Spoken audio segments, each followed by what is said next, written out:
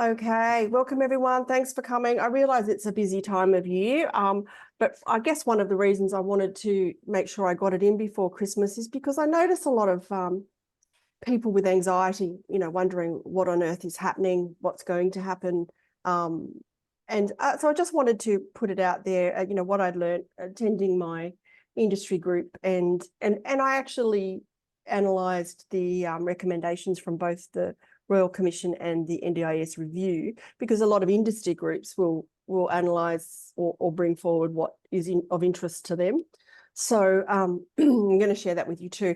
But so let's start with, I'm going to go through the analysis, which is on a Word document. I am going to give it to you as well, and I'll give you the PowerPoint from the support coordination industry group as well. Hello, Tanya, nice to see you. We were just saying, out of the 20 odd people that have registered, there's only a few of us here, so we could have people trickling in, or perhaps people will watch by recording. So let's just see how we go.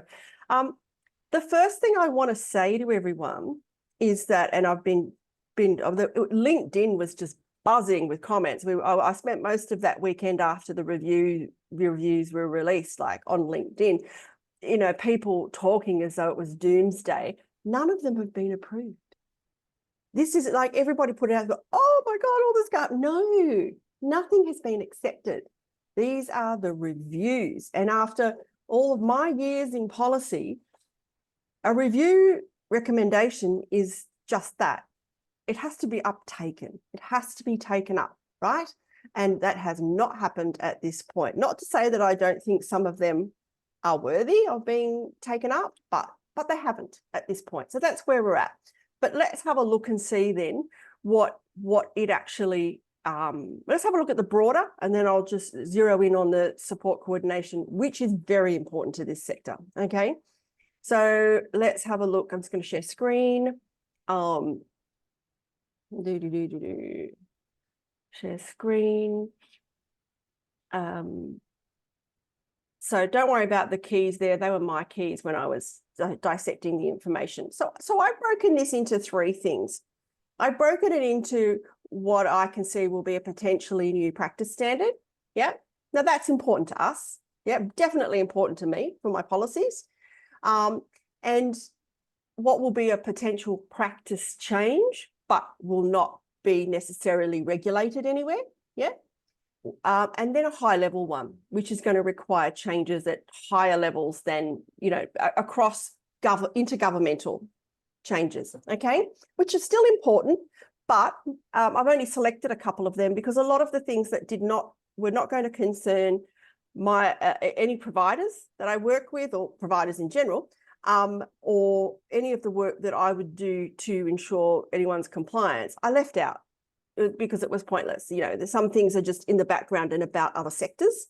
Because disability, you got to remember, the Royal Commission was not just about the NDIS. It featured the NDIS, but it wasn't about the NDIS, whereas the NDIS review was about the NDIS. Yeah? Okay. So if we come down here, so we're going to look at it on those hierarchies. So we're going to look at high-level recommendations, potential practice change, and potential practice standard change. So let's just we won't read through the whole thing. I'll just unpack the sort of pith of it. And because there's a small group of us, by all means, have a chat. So from the Royal Commission, a recommendation around abuse, neglect, and exploitation, that the committee recommends that the Royal Commission into Violence, Abuse, Neglect of People with Disability be called with terms of reference to be determined in consultation. Recommendation 2.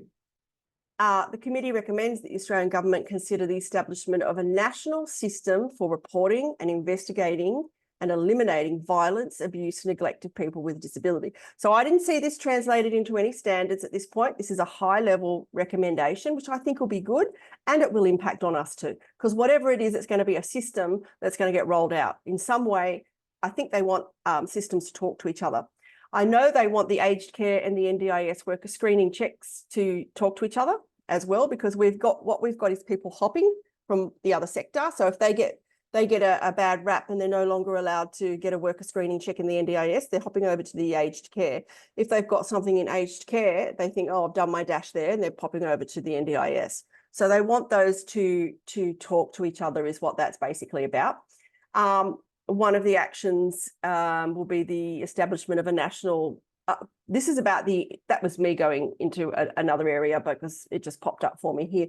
But this will be about, nationally, they want an independent panel that can actually investigate some of the incidents or complaints that we're seeing, because they're not convinced that that's been done properly at this point, and then enforcing the findings upon providers, or perhaps even influencing change at higher levels.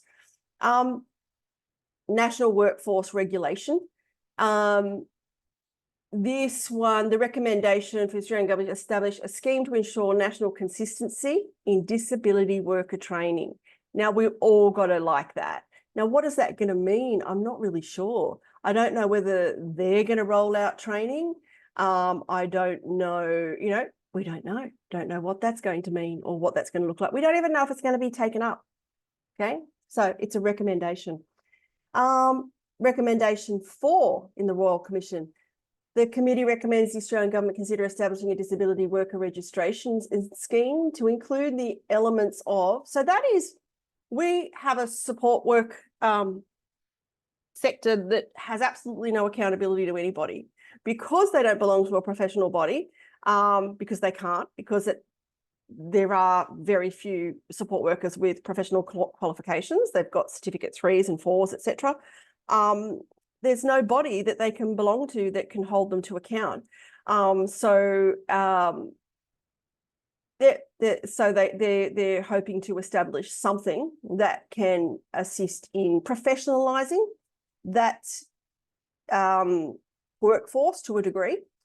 The overseer of this worker scheme, they say, should be the National Disability Watchdog, which we know to be the Commission. Not that I'd call them a watchdog at this point, but that's all we've got. So they would be overseeing something of that sort.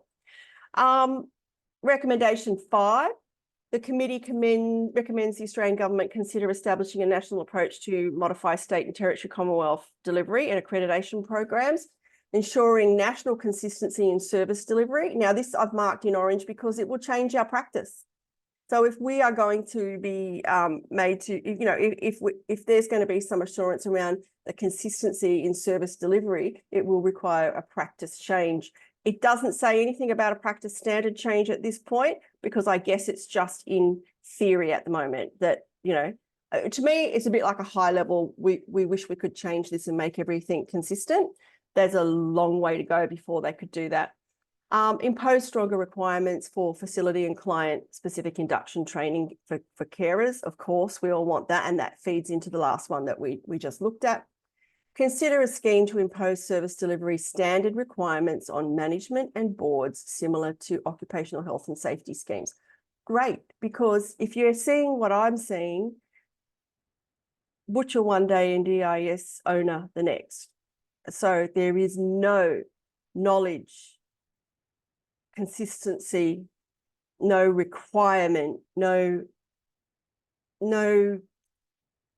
anything for anyone to own an NDIS service, which is just ridiculous. So it would be imposing a standard of requirements, which would have to mean down the track, if they do that, those practice standards would have to be more robust around the governance, around, application for NDIS services, and then robustness all the way along.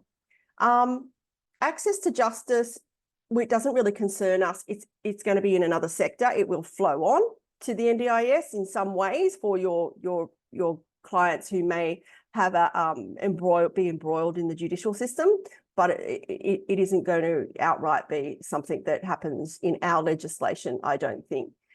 Recommendation 7, the committee also recommends that each state and territory implement disability justice plan. Nothing to do with us. I shouldn't. Oh, they're the actions. Or no, they're the recommendations. Recommendation 8, the committee believes that there's a need for further investigation into more justice. We'll just skip through that because it won't happen in our sector. It will happen in the other sector and perhaps flow on to us. State and territory reporting. The committee recommends the Australian government work with state and territory governments on national consistent approach to existing state and territory disability oversight mechanism. Agree with that.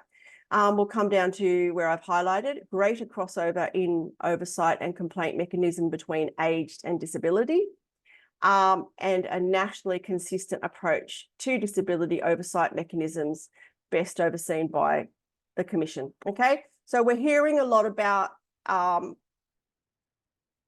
to match up the data that comes from aged care and disability so that people aren't, support workers, etc., aren't slipping through, so that complaints and investigations can be overseen at a higher level than it currently is in the Commission. The right to self-determination, I didn't really highlight there anything, so I think this is more around strengthening the training for all people around supporting people to make decisions. Yeah. So because apart from a select number of people in the sector, there is a very poor understanding for the general public who then become NDIS providers on decision making. And it even comes down to the most basic things like, I've got this $5, I'm going to go to the shop and spend it. Support worker says, don't spend it on lollies. So it really comes down to the most basic. Of course, it goes up to the most complex as well, which would be around much more critical decisions around people's estates and things like that. But what we know is that even at that most basic level, people are not being supported to make their own decisions. Other people are making them for them. Recommendation 12, the committee recommends the Australian government work with states and territories to create national consistency. Again, this is for supported decision-making around guardianship, etc. I think we'll skip through that one because it won't happen so much in our sector, but it will influence us most likely in the way of a practice standard, okay? The right to risk will influence most providers.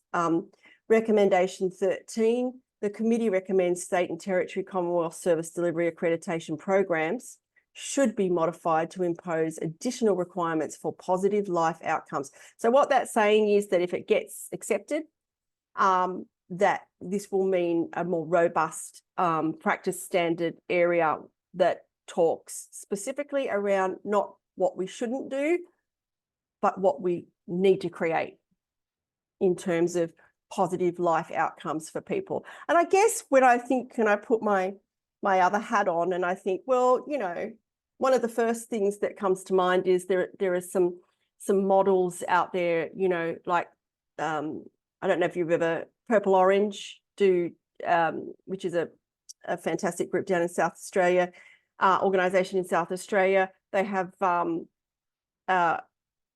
we have social role valorisation, we have life chances model, all of these types of models which we don't see used across the NDIS because it's been diluted with a non-professionalised workforce and ownership, okay? So we're not seeing those social work type models being rolled out, and that shows in everyday service delivery. So yeah, right to risk, assisting people to be able to do what they want instead of telling them what they can't do, but also giving a very clear picture of what positive outcomes are going to look like by shaping the practice standards. I can only see them doing by shaping practice standards around that. Counselling and support services, they just want to make available a whole lot more counselling and support services for NDIS participants.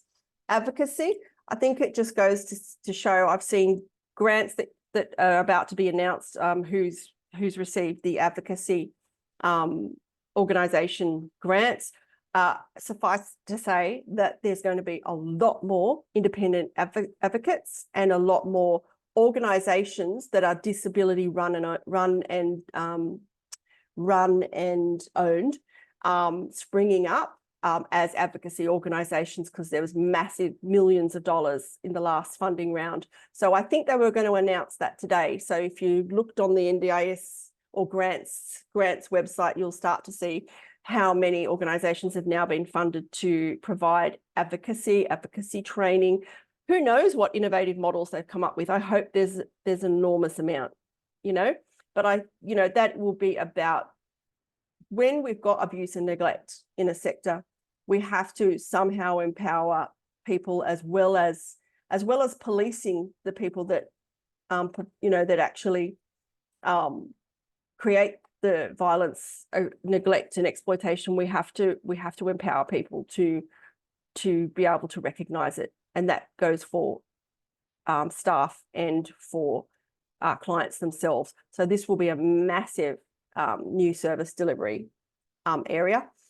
Recommendation 16, remember we're still in the Royal Commission.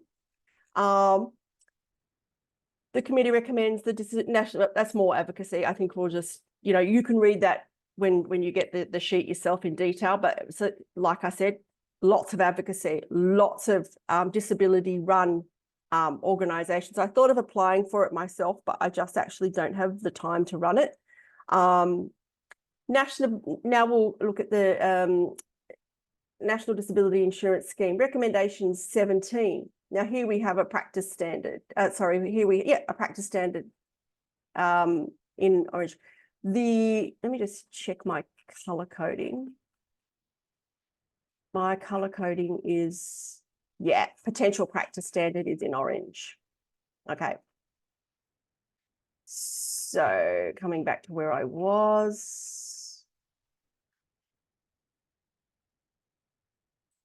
Oh, people, where was that big orange that I was at? Here, right. Okay, so the actual recommendation, the committee recommends the government consider the following when rolling out National Disability Insurance Scheme. We'll come down to the one that matters, which is here if it's accepted, we'll see a new practice standard. The NDIS quality safeguarding framework must ensure a zero tolerance approach to restrictive practice. That's been coming for a long time, and be tied to the national framework for reducing and eliminating the use of restrictive practices in the disability sector. And an amendment to the quality safeguarding framework practice standards to include advocacy as a key component to reduce and address incidents of violence, abuse, neglect in relation to restrictive practice. So we're going to see some new practice standards there. Hopefully, we have to see them in the core module. We can't see them just in the 2A because only a select number of people have 2A.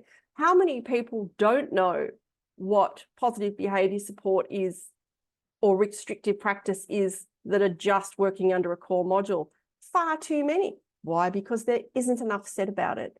So excellent. So now restrictive practice. So we are going to see some new practice standards. The committee recommends the Australian government work with state and territory governments to implement the zero tolerance approach, specifically in the area of restrictive practice. So I think what I'm seeing here is, and I've just come up with this myself, this is specifically around restrictive practice, and this is not specifically. So they are saying, I'm hoping, that the broader parts of the Act and the broader parts, be that the core module, are going to stipulate certain requirements for elimination of elimination of the use of restrictive practice. Cool.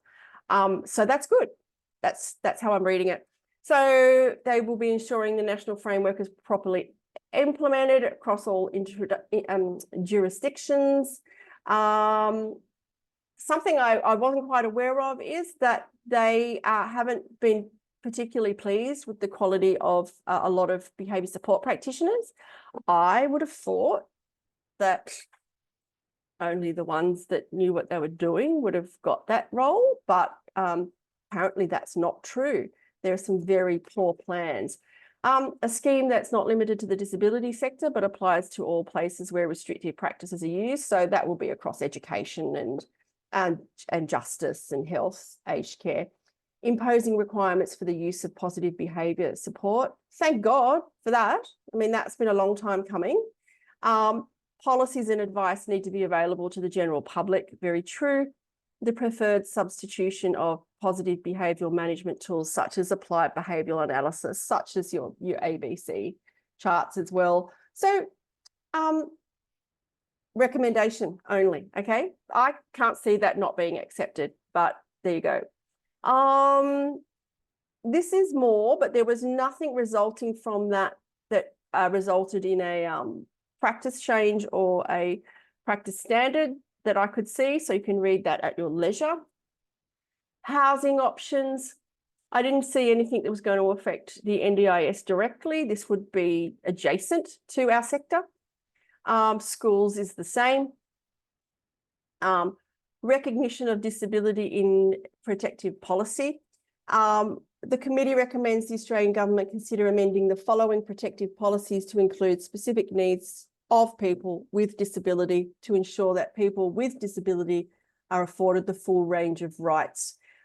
This will include children, women, minority groups, etc. It's a bit of a higher level thing. Couldn't see anywhere where it was going to directly implicate a practice standard at this point because it didn't mention one. Yep.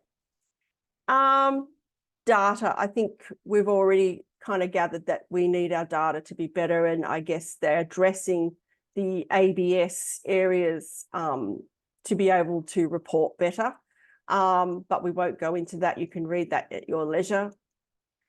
Recommendation 26, the committee recommends the National Disability Strategy Progress Report should include data on another minority group, Aboriginal and Torres Strait Islanders, and they're expanding on the types of information that they want to collect, especially around complaint resolution and incident closures as well.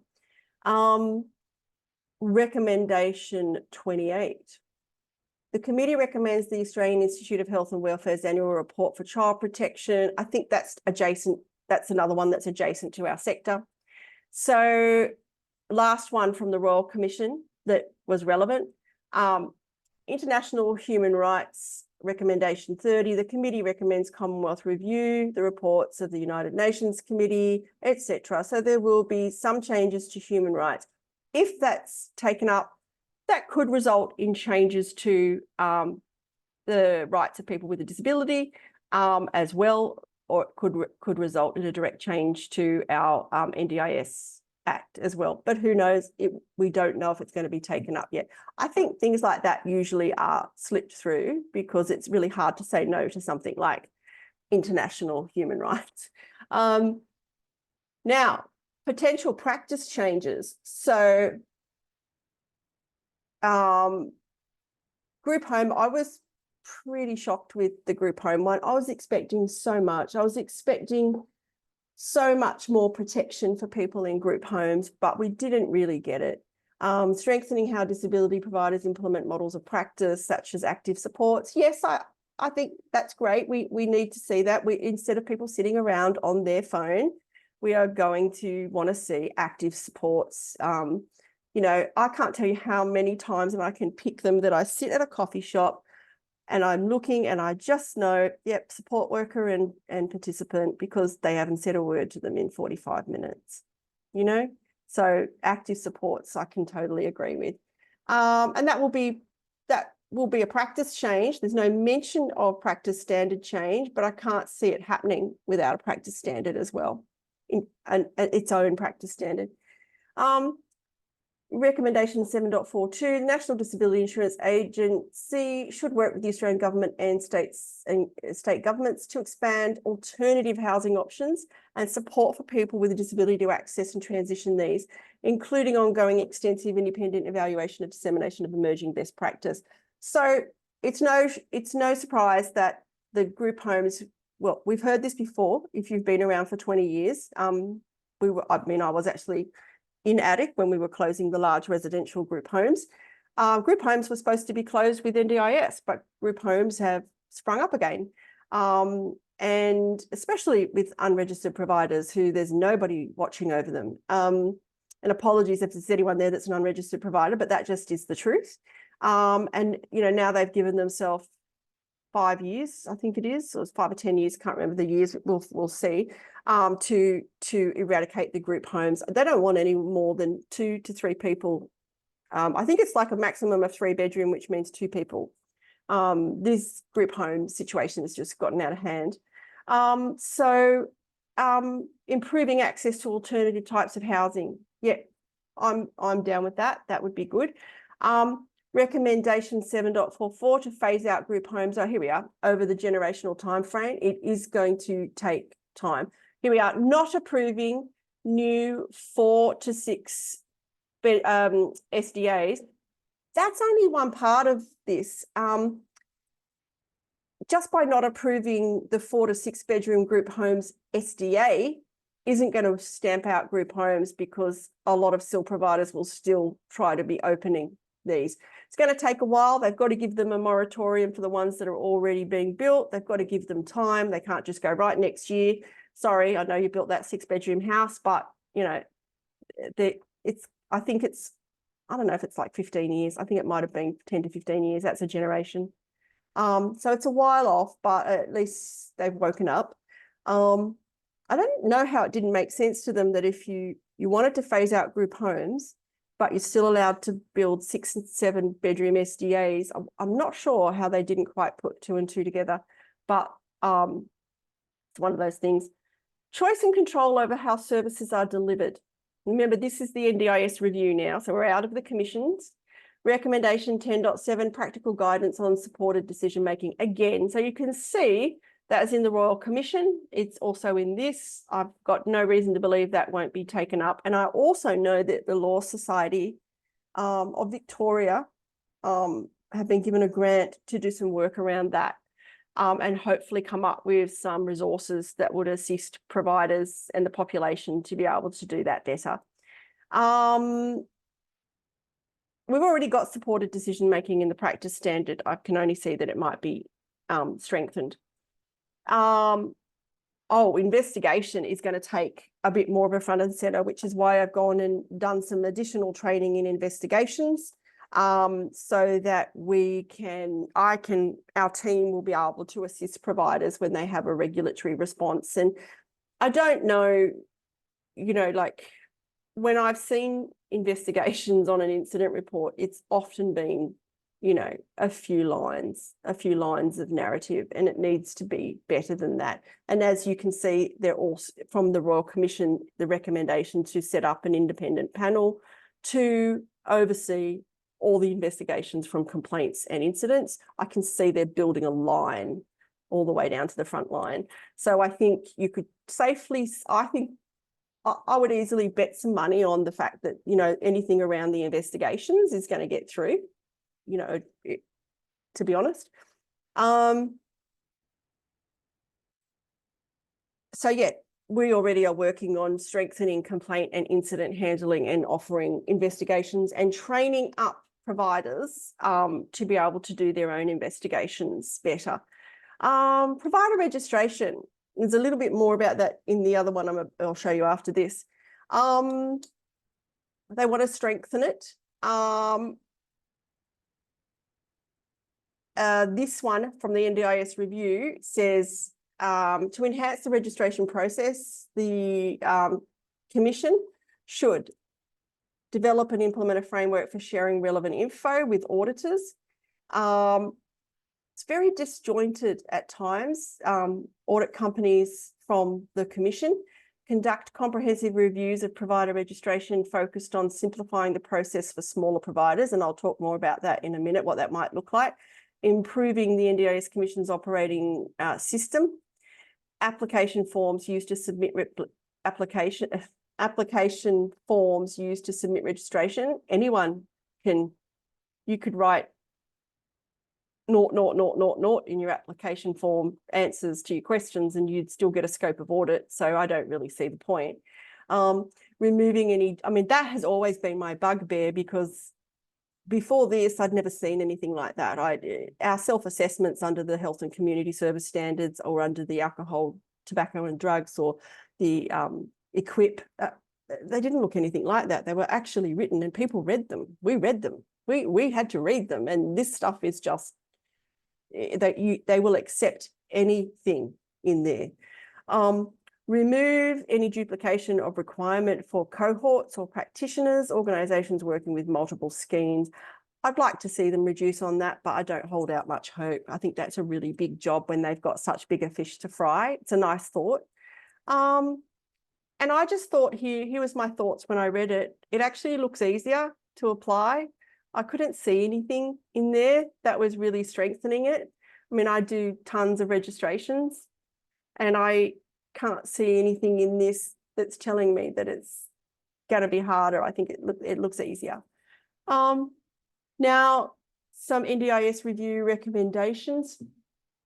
Once again, another repeat as from the Royal Commission, providing better supports for people with disability to make decisions about their lives.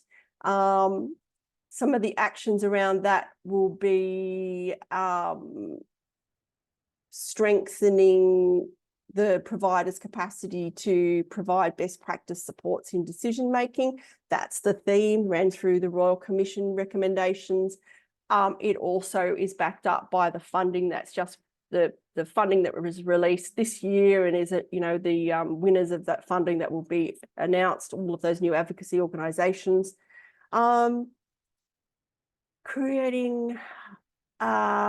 Create a continuum of support for children under 9 and their families. That's the early intervention. I can talk more about that in a minute in terms of the eligibility for services, etc. Reinvigorate efforts to urgently drive a reduction in the elimination of the use of restrictive practice. Once again, the Commission talked about that. Now the review's talking about that. So that's more of the same. The NDIS Disability Commission, working with agencies relevant, should work behaviour support practitioners and providers to urgently improve quality of behaviour support plans. So that's what surprised me. I just thought, wow, behaviour support practitioners do earn a very good living if they work for themselves. And yeah, it's quite eye-opening for me, even as a consultant and an auditor, to see that their plans haven't been up to scratch. That's quite disappointing. I thought that was like the one thing that we were sort of doing right, was at least the behaviour support practitioners might be getting it right. The new National Disability, and here, let me just point out to you, the new. So there's something revamping about the Commission. So it's not the National Disability Quality and Safeguards Commission, it's the new National Disability Supports, Quality and Safeguard Commission. So watch this space. I don't know about that yet. Whether it's the old one revamped or they are actually starting a spin-off for supports. Should better support providers to deliver on their role in reducing, eliminating restrictive practice. Once again, that's just strengthening that. And I think where we're seeing common threads in the Royal Commission and the NDIS review, I think it would be very hard for those not to be taken up. That would be a tough one to not say yes to. Practice standards that I think are going to be, and I want to be aware because I want to get on to the next one. So practice standards changes. There is definitely here we are. The Minister, this is about appropriately skilled and qualified interpreters. Clearly there weren't appropriately skilled and qualified interpreters. I don't know anything about this, but the practice standards will change to make sure that that's possible. All I know when I was helping people register is you had to be, is it NATA, yeah, you had to be registered with one of those bodies.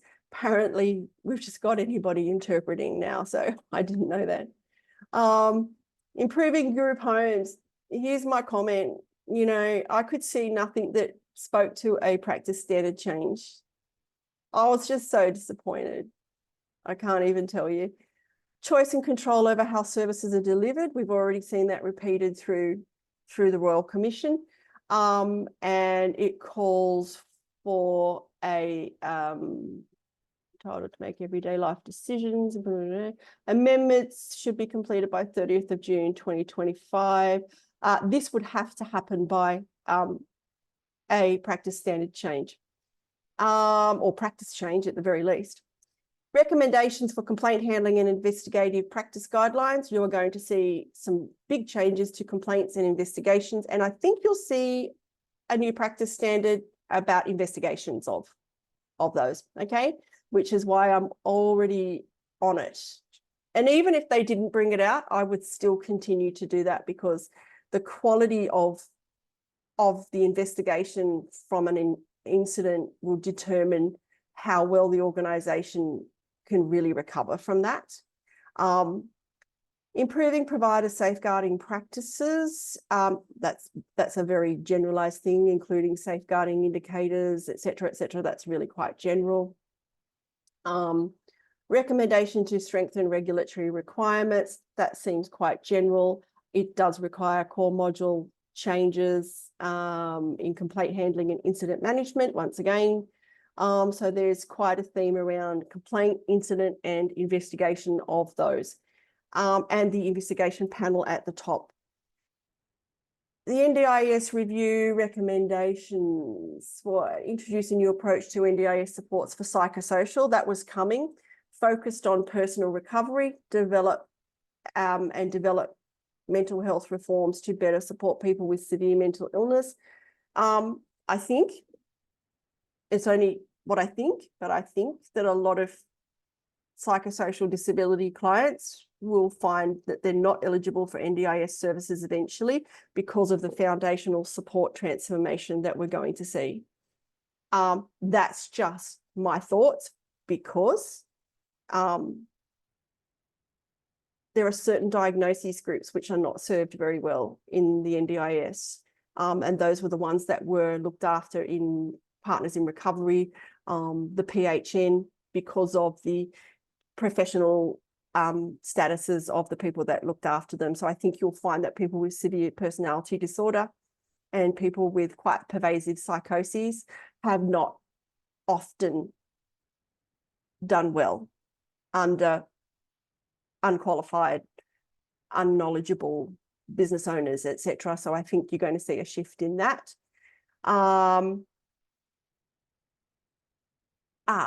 More about the inclusive housing and alternative housing, once again, so that is doubly strengthened. That is the end of all the things I pulled out of the recommendations that are relevant to, you know, the compliance and the everyday running of an organisation. Now, let's touch on what they're talking about with support coordination, because that really does impact a lot of people. So we're just going to break that bit down when they're talking about the navigating, okay? So we've got 15 minutes left and we will get through that. So let me just put it onto presentation mode. So I've taken everything from everywhere I've attended and everything I've read, and this is what it sort of boils down to. So the Royal Commission and the NDIS review, remember, none of these have been accepted. So this is all recommendation, okay?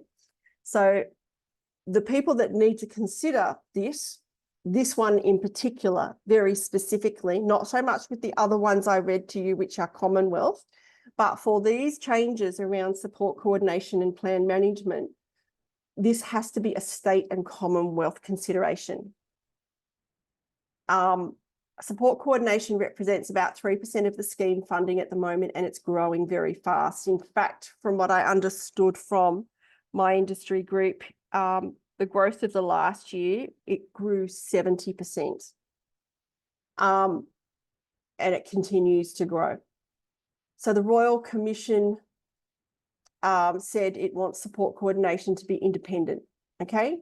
Now, we all know what that means. It's kind of supposed to be, but it never has been. It's just been called a bit of a conflict of interest if you deliver on other services as well as support coordination. But if this is accepted, it will no longer be legal to deliver support coordination and other services. I think that's good, but then I think about how everybody at the moment gets around doing that. They just open up the directors of several companies. So I kind of think, well, I hope they close the loops on that if they're serious about this. So the group that matters here is the Disability Intermediaries Association. And it takes that conflict of interest for a support coordinator to deliver other services. That takes it very seriously, and it's totally against it. And it supports that the support coordination be independent from a legal standpoint. The adequacy of support coordination will change. The recommendations around that are the funding for hours should be sufficient for a support coordination person to meet with a client face-to-face at least once a month. Now, that is where you hear talk about what's going to happen to the platform providers. Well, in many ways, I don't really care because they're not meeting with anyone, you know, and I've often thought there's problems with platform providers, and you know, I don't know what's going to happen, but I do think that somebody should be meeting face to face, and I don't know whether that's going to be Zoom. And if that's what it is, well, that's good too. You know, I don't know whether it's going to be forced via Zoom or whether it's going to be forced via face to face. And I have heard talk about some of those bigger platforms being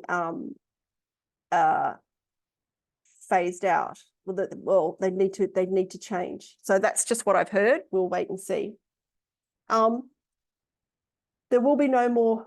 The recommendations say no more of those 12-hour support coordination packages. Number one, nobody wants them. Number two, everybody knows it's just a farce. It's going to be 20 or 30 and you're just not going to get paid for it. So that's not fair either. Quality and consistency of the coordination, the recommendations around that, professionalize the service. That means that from what I can gather, and I'm happy for this, is that unless you can meet the requirements of the Disability Intermediaries Association's support coordination registration, then you will not be able to be a support coordinator anymore. And I'm not unhappy about that. Recommendation 7.2 and 7.4. Local area coordinators and planners and support coordinators should be provided with training in understanding more about open employment, which means that there's a lot of people not setting their sights on getting people into open employment anymore. It's maybe getting them supported employment, maybe something that is easier for them to implement, but getting more people into open employment where they've had to compete for their job and it's not part of a supported industry is what the government want. Home and living, greater access for participants to independent advocacy and independent support coordination. So that's great. So what we heard about the disability advocacy, the figures were quite astonishing. Most of the people that access, a lot of people that access disability advocacy, and I'm talking about the independent ones funded by the NDIS, had problems that any support coordinator who knew what they were doing could fix. So the wait that they had, probably the inconvenience and the upset that they had, because it can take about 6 weeks, sometimes 1 week, sometimes 6 weeks to see an independent advocate. Most of it could have been sorted out by a support coordinator. So upskilling everyone and having more independent advocates will help with that. Greater choice in where a participant lives, how they live, and the role that the support coordinator will play. The NDIS review talked about navigators, right? So what they're talking about when they talk about the foundational supports, and you will have read that if you read the fact sheets about foundational supports, is I think I've probably done it in the next slide, but so I'll wait and get to that slide. Navigators sit in foundational supports, which is outside the NDIS funded supports. So look at it like this. There are 4 million people with a disability, 600,000 approximately are on the scheme. The people who are not eligible for NDIS will receive support through foundational supports. What I see, and I can't help but be smug about this, is what did you think was going to happen when you stopped funding every other service? You know, what did you think that informal supports were just going to come out of the woodwork? You know, like suddenly every informal support was going to be able to be there for everybody. I just don't know what they were thinking. And also, so we're kind of going back to, they threw the baby out with the bathwater, and now we're going to get a bit of balance back, which is there are people that are better served by other things than the NDIS. And let's not forget, from a point of view of, well, everyone jumped on the bandwagon. It's a really good way to make money. It's a really good way to make money for people who are providers. It's a really good way to make money for everyone. Everyone kind of jumped on the bandwagon, and it's got a bit overused a little bit, I think. But that doesn't change the fact that there are places where people can't go to get support. So it might look like this. So remember this, the foundation. So the way I see it, like, I didn't walk away from this thinking, oh dear, I walked away thinking, fantastic. Now we're going to have commissioning of services that will, like we do in health at the moment. We have commissioned services. Before the NDIS, we had commissioning of services. And then I saw people going into a panic about, oh, but we're not big enough to have a grant. Well, it's not going to be that big. Commissioning does not necessarily mean it's going to be some fantastic, you know, government grant. It just means you're going to have to show your worth, and why shouldn't you? But there's going to be so much more opportunity. So now we're going to have NDIS funding, but we're also going to have foundational supports for those who are on a panel. For example, I was on the panel of national assessors for, you know, supported wage and the functional assessments, etc. And it wasn't like I didn't have to apply for a grant to get on the panel of assessors. I had to show my worth and my ability, and then I was given access as a national panel of assessors, on the national panel of assessors. So it doesn't necessarily mean that you're going to have to sit down and write a 50-page grant. So I think that the opportunity is absolutely amazing. So don't focus on, oh wow, there's going to be, you know, people are going to be taken off the scheme, or there is going to be some service out there, but how on earth am I going to be able to deliver it? I don't think it's going to be as hard as everybody thinks. When I think back to the model of being on the panel of service delivering for these foundational supports. So yeah, I see it as really positive. So it might look like this. You might have in a way, your navigators are going to sort of mirror the support coordinators that we have now. The navigators are for foundational supports. So it might look like 1 hour a month, which is what an LAC was supposed to be doing. You know, one worker to about 90 people per month. That's 10 to 10, probably meant to be 2 to 10 hours per 10 to 20 hours for per year for each person. Yeah, 10 to 12 hours, silly, the one's fallen out. So that's what an LAC is supposed to do. So you've got that navigator at that end of that end of the what's the word, that structure that's going to sort of mirror that LAC position, which hasn't worked out, which is what we've understood hasn't worked out. They haven't been able to help people find services. They've been too busy trying to manage some of the work they've had to do with people who are on the NDIS to be able to dedicate the time that they've needed for people who are not on the NDIS nor ever going to be. And so these navigators will take up that work. So it might look a bit like that at the first level. And then navigator level 1, which is, you could think about a bit like a support coordinator level 1. That will be the next level, like 1 to 4 hours per month. Navigator level 2, about 5 hours a month. It'd be like 1 worker to 24, 5 hours a month, seeing that person, 60 hours per year for each person. That's just what the DIA are thinking in their consultations with government at the moment. And then your specialist navigator, which is like your specialist support coordinator, okay? So, you know, it'll be a 1 to 12 ratio. So I see it as a really massive opportunity for lots of people to be able to deliver the foundational supports to the remainder of the people who were not eligible for NDIS scheme funds. The navigator, it's a joint commissioning job. This means that it has to be in agreement with the states. So when you've heard on the news that, oh, you know, they're trying to sweeten it with this GST deal and all that sort of thing, the states have agreed in principle to the idea of the navigators, right? That means that the states would be involved in the foundational supports to people while the NDIS continues to deliver the NDIS scheme at Commonwealth level, okay? So they've agreed in principle, but that's all. The gateway would be via a panel of providers, as I talked about. So it's a commissioning panel of providers who would deliver these. You will get some big ones and you will get some small ones. So they're not, they've yet to work out all of the meat in the sandwich.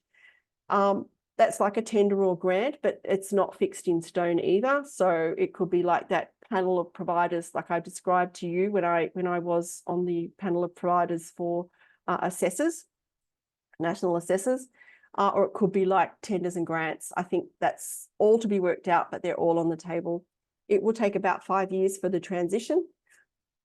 There's nothing happening right now. April 2024, the government will respond to the recommendations. Nothing's even agreed on, but I think this is a really good idea. So April 2024, government will respond to the recommendations. They'll agree or disagree or want more consideration around some of them. That's how these things work. Between May and June of next year, the Commonwealth will need to convince states about the need for the partnerships for foundational supports. If they agree, then analysis work would need to be carried out by the states, and states will sign up early to mid, where am I? We'll sign up early to mid 2025, or maybe at the end of 2024 if we're lucky. Then what has to happen is documents will be drafted, passed by Parliament. That takes time. This will change the structure of the NDIS Act because these foundational supports possibly will be included, or possibly other things will be subtracted. So I don't know the nature of the change. June to December 2024, after the recommendation decisions are made, then co-design starts. So there's going to be a lot of people involved in co-design. So if you want to be involved in co-design when this happens, do it via your peak body or do it as an individual if you want. February to July 2025, here's where it's going to get really tricky, because you know what happens, that when we have a change of government, who knows what's going to happen. So February 2025, there's a federal election. Then in 2025 to 2027 is all the state elections. Who knows what's going to happen? I find that a little bit, scary. But at the same time, I think these changes need to happen. So who knows? That political landscape gets tricky there, because remember, this transition period for this is 5 years. For ending group homes, it's 15 years, 10 to 15 years. And already there have been some providers who've wanted to exit or are exiting the system because they don't like some of those changes. And that, I'm talking about support coordinators mostly. I don't see that there's anything to be scared about. I think that it just means there's a different way to be funded. But that's just me. That doesn't bother me that I'm just not instantly funded for something. I'm quite happy to be looking at the other side of the coin, which is, I think it's such an opportunity. And if you're interested, and this will affect plan management as well. I haven't really talked much about that, but there are some areas of plan management that will, if these recommendations are taken, that will be taken from them. So I think, some plan managers are thinking, what's going to happen for us? But you have to watch this space. And if you are a support coordinator or a plan manager, I would, and if you're not a member of DIA, I would strongly suggest that you are, because they're going places and they've really got their eye on what's happening. And if you want to be a member, part of that co-design. So I think it puts an end to, if you're an organization, you've got, a lot of services and some support coordination, that's going to come to an end. I feel very sure that will be accepted. So really, that's it. That was my analysis. Most importantly, nothing's going to happen until something is accepted. So there is nothing to worry about. And going into Christmas, you want to have a really peaceful Christmas and just know nothing's going to change overnight, So anyone got any questions or comments or contributions?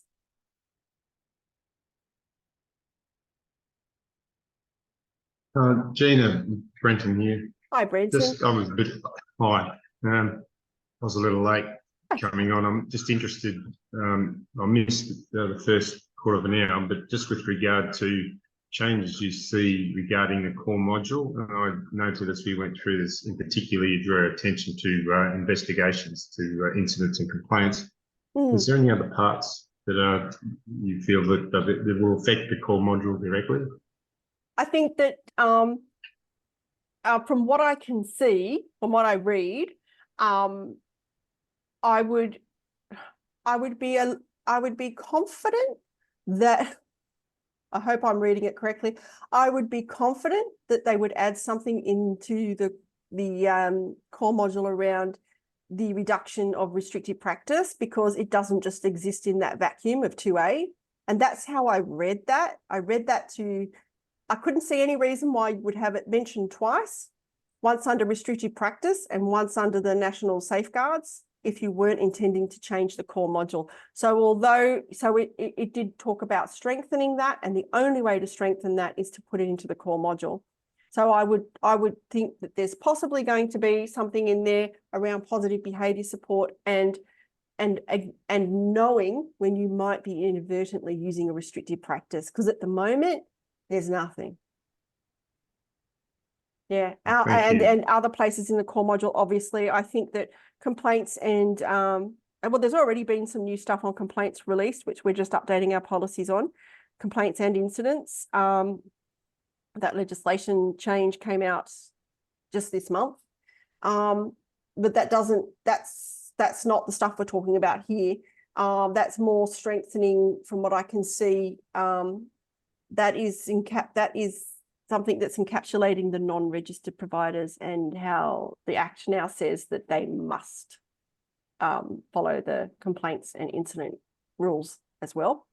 But I think there'll be more. And then I think quite possibly, if they're sensible, they will add an investigation, either an investigation practice standard or an investigation indicator under both complaints and incidents. So that would be the only way I could see that they would strengthen do what they say they want to do. Yeah.